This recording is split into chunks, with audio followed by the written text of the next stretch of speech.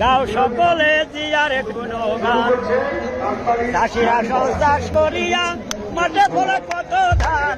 Union হলো মাঝবাড়ি। আমার নাম মন্টু বয়াতি, আমি ভাইরাল লোক। আচ্ছা, হ্যাঁ, মন্টু বয়াতি। মন্টু বয়াতি, আমি ভাইরাল লোক।